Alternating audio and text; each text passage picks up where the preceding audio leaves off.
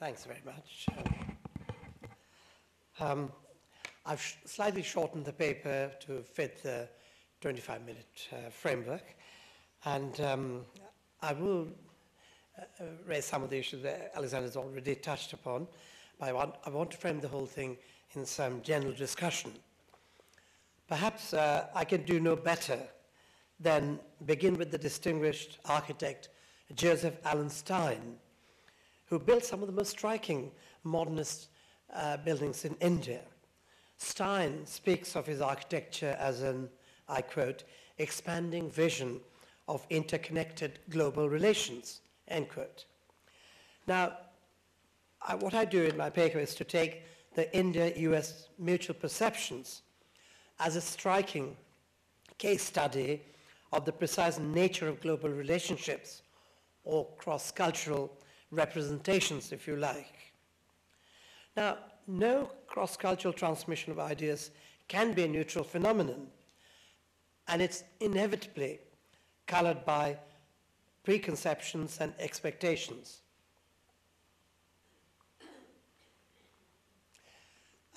This is two images from Stein's architecture. We're going to see these later on in some detail.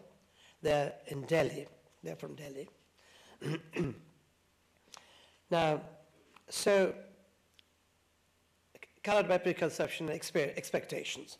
And this is no less true of my own period I'm dealing here, namely from the late 18th century to mid-20th century, which I would say lies at the heart of Western colonial supremacy, followed by decolonization.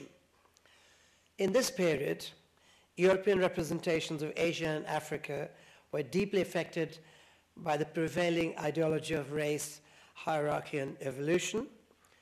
These collective images were described by Edward Said as, I quote, the corporate institution for describing, dominating, restructuring, and having authority over the Orient.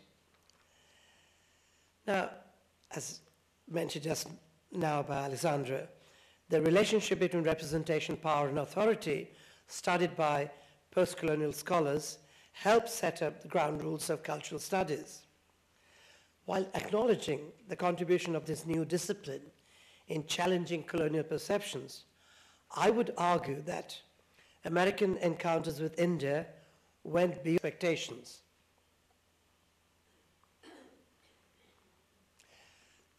This is two images from Stein's architecture. We're going to see these later on in some detail.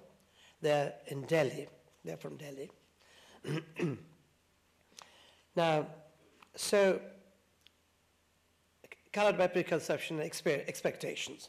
And this is no less true of my own period I'm dealing here, namely from the late 18th century to mid-20th century, which I would say lies at the heart of Western colonial supremacy, followed by decolonization. In this period, European representations of Asia and Africa were deeply affected by the prevailing ideology of race, hierarchy, and evolution. These collective images were described by Edward Said as, I quote, the corporate institution for describing, dominating, restructuring, and having authority over the Orient.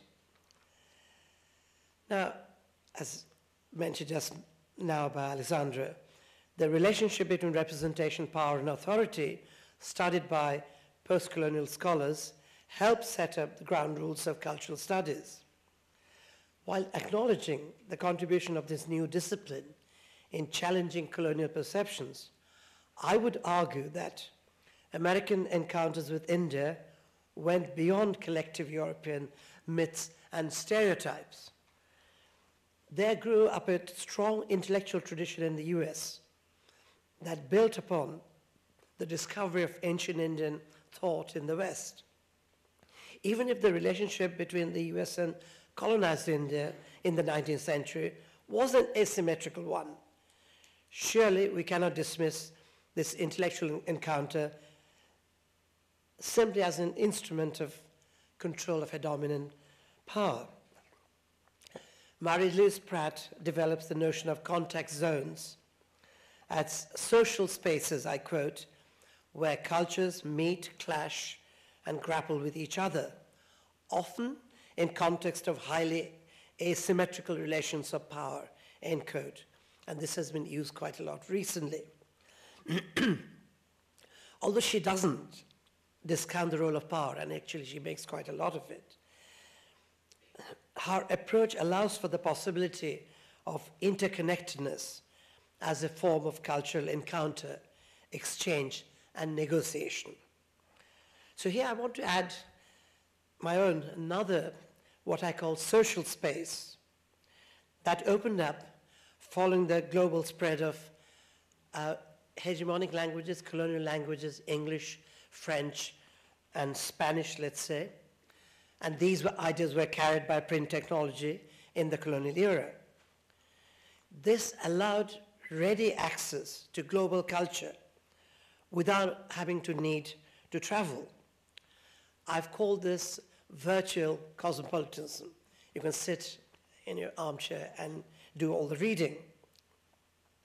Now, this is not to deny the problem of power in cross-cultural transactions, but I would say that virtual cosmopolitanism enables the periphery to engage intellectually and productively with the center, despite unequal relations. So the virtual space generates a mode of dialogic conversation across cultures that can be fecund. So what I'm thinking here of is the word used by Bakhtin, the term dialogic, in the sense of a continual dialogue with other ideas. It's a kind of intertextuality. This dialogue informs and is continually informed by it. It's dynamic, relational, and engaged in endless redescription of the world. Now, I would suggest that American response to the East, for instance, was a reflection of the deep questioning of dominant values in the West that demanded a radical restructuring in the West of its own intellectual imperatives. Nonetheless, there was something very specific about American responses to Indian culture. As Susan Bean, the keeper of Peabody Museum, argues, and I quote, even though the Americans shared moral and racial superiority with the British, as a former colony supporting liberty, they saw themselves as different from the British and occasionally sympathized with the plight of the Indians and opposed British rule, end quote. So I'm going to show you and suggest that from the late 18th to mid-19th century, certain Boston families maintained close trading relations with their Calcutta opposite numbers, occasionally becoming close friends. So we have, you see the evidence of this in an impressive collection of life-size clay images of these Bengali traders sent as gift by them to their American trade partners. These are quite well-known figures, well-known personalities in Calcutta in those days. Sorry, one more. A very formal effigy, you might say, portrait. This Rajkishan Mitter is smoking habuba, as it's called, or nargila or albola. It's a very formal thing where you do that. Usually peasants have a very informal kind of smoking pot, as it were, but this is very elaborate, very, very formal, very interesting image. So obviously it's very important for him to send it to his American friends. About the same time, the Philadelphians presented the Bengali shipping magnate Ramdulal Dey with a portrait of George Washington It was, in fact, for a long time attributed to Gilbert Stuart and was shown at an art exhibition held in Calcutta in 1874. But in fact, it's by William Winstanley, as you can see here. It was recently re-identified. Now, the contradictions of American perceptions were evident in much of 19th century encounters. Let's take Mark Twain. We see him both sharing Victorian attitudes to India and yet repudiating them. He didn't have much sympathy for colonial empires and the British civilizing mission in India, and actually told, I think, Kipling. His account of India is sympathetic, humorous, and insightful. But even as he admired India's antiquity, he makes a mental contrast between India's limitless extravagance and clarity of Western rationality, much in a Hegelian vein. And he actually confesses his perplexity with the Indian culture. Now, if you take popular consciousness, Lear of India left its mark. Mesa, the Grand Canyon, was dedicated to the Hindu god Shiva. Then you have India's alien exoticism, which enthralled Hollywood. The studios, in their turn, exported this fascination worldwide, not excluding India, of course. The Hollywood Mughals, whose extravagant lifestyle actually was compared to that of the Grand Mughals of Delhi and Agra, created an enduring image of the romantic Orient in their elaborate sets of lush Oriental interiors, florid temples, bloodthirsty idols, and teeming, jostling multitudes. As you see, it's a very famous film, The Rains of Ranchipur.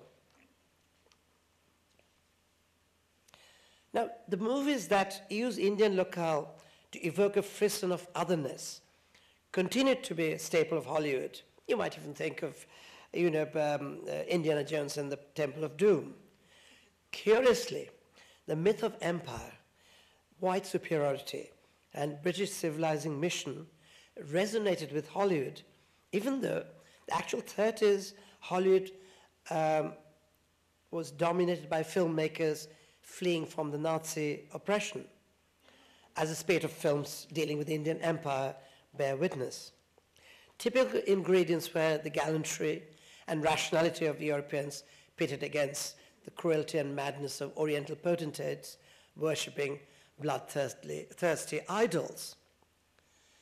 But let's not forget that the cinema also has the power to instruct and transmit knowledge.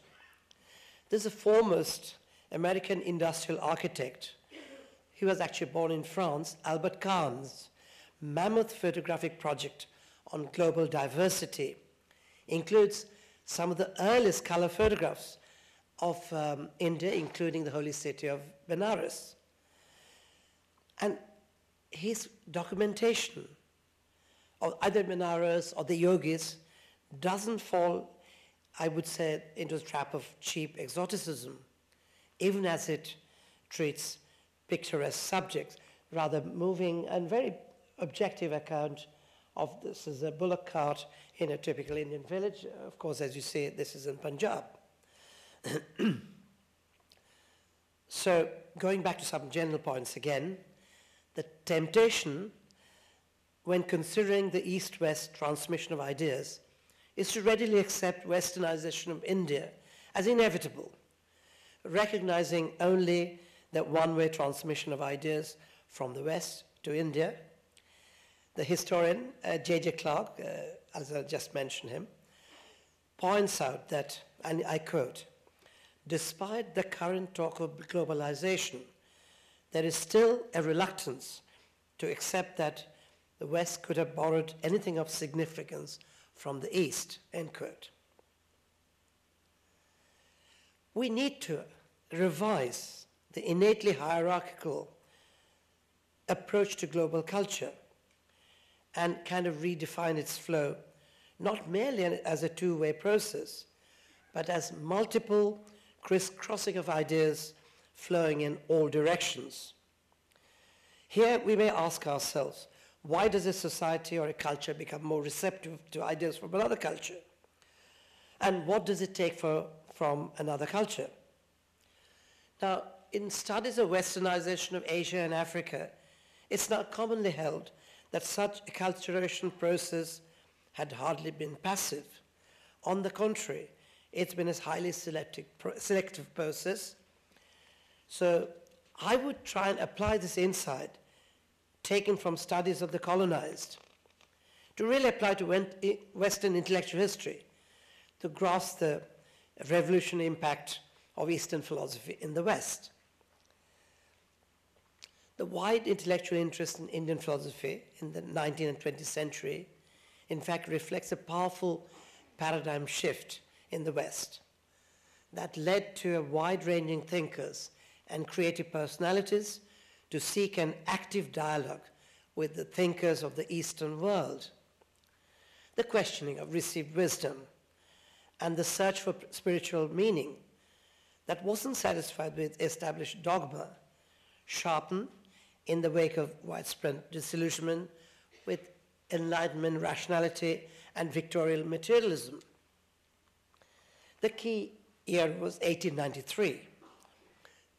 The Hindu monk Swami Vivekananda won rapturous ovation at the World Congress of Religions, held under the auspices of the Columbian Exhibition in Chicago. But Vivekananda's positive reception was only the climax of a cumulative process that had begun in the late 18th century with the European discovery of Sanskrit, known, of course, generally as the Oriental Renaissance. Transcendentalism, founded by Ralph Waldo Emerson, was one of the most original movements to spring up on the American soil, drawing upon the discoveries of Sir William Jones and other Orientalists. The Transcendentalists set in motion a remarkable dialogue with Indian thought, which enabled them to examine their own faith more critically. It's a sort of critical modernity. Now, one of the characteristics of Hinduism and Buddhism, I think, is their questioning attitude to matters of faith. That, I think, fitted in nicely with the critical search for wider spiritual values at this time. As early as 1818, Emerson had turned to Hindu thought. His interest was to flower into the New World metaphysics, which, I quote, liberated the transcendentalists from Christianity, end quote. As R.C. Gordon shows, the reunion of the soul with Brahman, or the spirit, this is the Upanishadic, Hindu Upanishadic notion of the spirit, became preferable to the Christian notion of salvation. Yet, Emerson didn't come to it in an uncritical frame of mind, as suggested by his prize poem at Harvard, entitled Indian Superstition.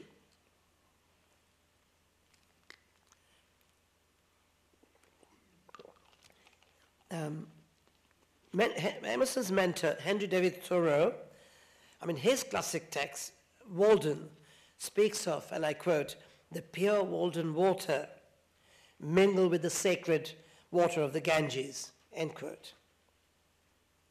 Thoreau's interest was more in terms of a temperamental affinity with Indian thought, especially its stress on meditation and asceticism. He admired the Bhagavad Gita like many other scholars and thinkers of this time, and bequeathed 40 volumes of Indian texts to Emerson. Walt Whitman, too, had amassed ancient Indian texts, which informed the spirit of his own poetry. You know, of course, all his masterpiece, Leaves of Grass. There, the great poet makes his own passage to India.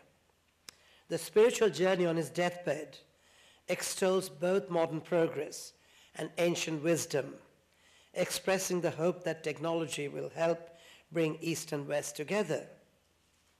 So that this passage is less a literal trip to India itself than a metaphor for his spiritual journey. Then, of course, you have Melville's comparison of Moby Dick with Vishnu's Matsya incarnation. William James was much more a scientist with the empiricist bent of mind and more ambivalent towards Hinduism and Buddhism. But he was a great admirer of Vivekananda, and he felt the need to recognize the other great world systems.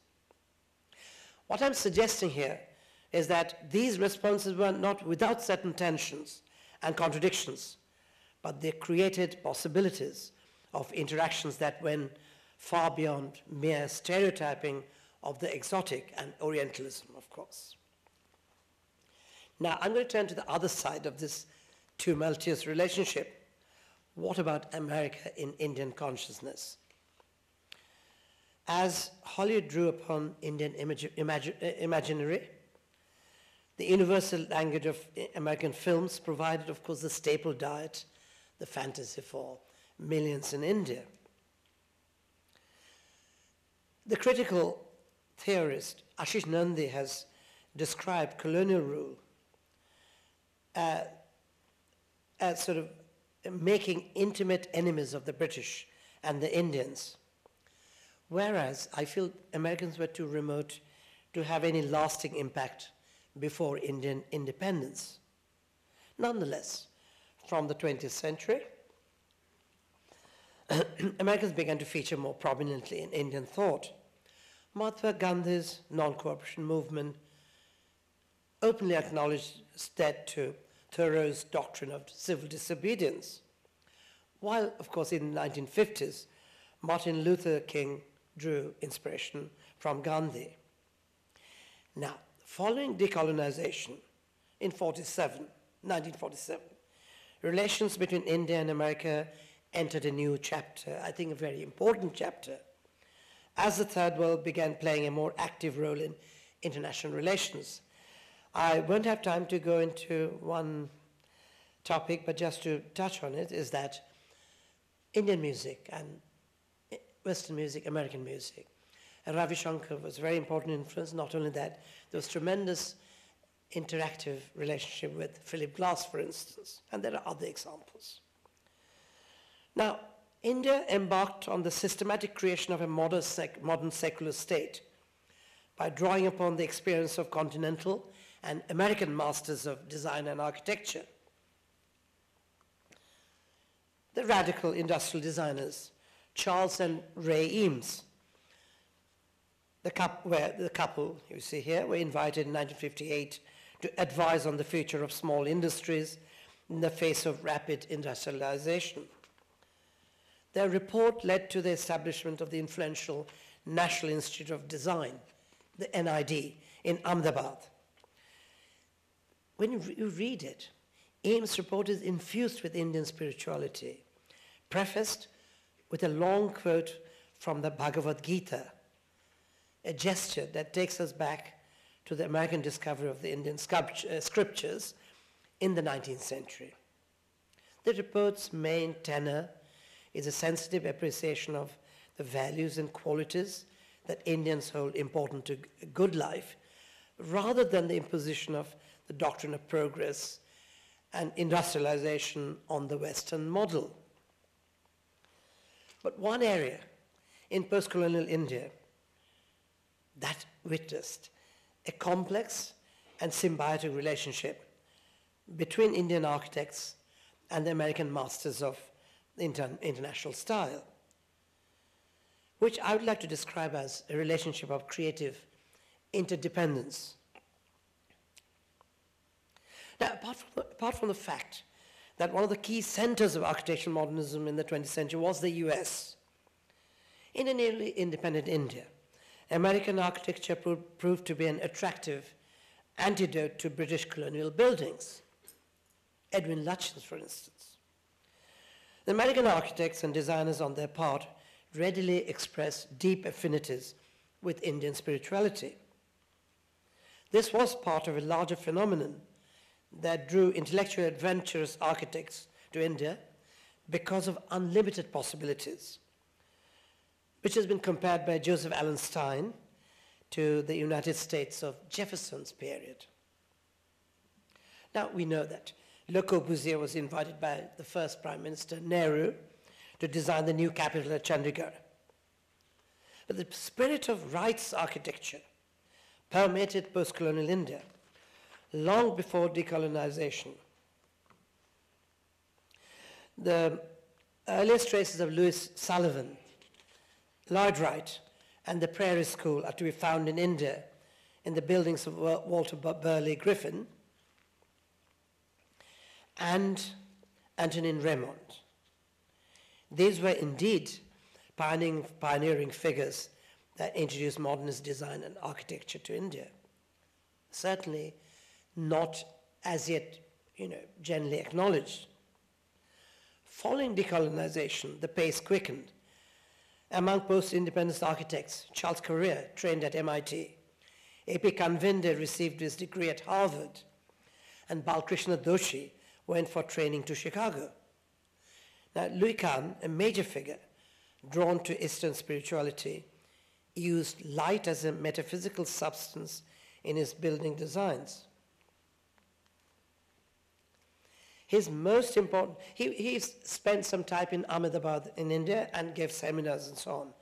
But his most important work in the subcontinent was the National Assembly building in Dhaka, the capital of East Pakistan, generally considered to be a masterpiece of international modernism. So another two views, and they're very sort of fine and delicate piece. But finally, the man who disseminated rights ideas most successfully was Joseph Allen Stein. Stein's two striking achievements were the monumental Habitat Center we saw at the very beginning, outside and inside here. I think I have one more example, Stein himself and the Habitat Center. It's quite vast and very complex, and different pavilions, different sections there. But also, my favorite, the elegant India International Center. Now, they're both in New Delhi. The International Center is set in a Mughal garden, deftly blending his environmental ideals, spirituality, and ethnocentric regionalism. As these important exponents of modernism were emulated by the rising generation of Indian architects, the American architects themselves sought to combine formalism with an informed and deep sympathy for ancient Indian thought. There is no more eloquent testimony to this than the passage I quote from Stein. He says, when he was once interviewed, "Why do I continue to live and work in India?" He was there for many years. "I think India offers the great possibility of beauty with simplicity. This is a rare and little understood thing in the world today. Yet one sees it here in so many different ways." End quote. That's quite a rather moving passage. Now, I think my time is up, just quickly to conclude. So I've tried to provide a context to our discussion of East-West intersections in art. Representations of other cultures are often a product of collective stereotyping. But when there is serious intellectual engagement with the thoughts of other societies, as I think it was the case of India and America, that encounter becomes an instrument for critiquing one's own culture. The individuals that I discuss here express a catholicity of mind to embrace the new, described by Stein, as I quoted before, the expanding vision of interconnected global relations. Thank you.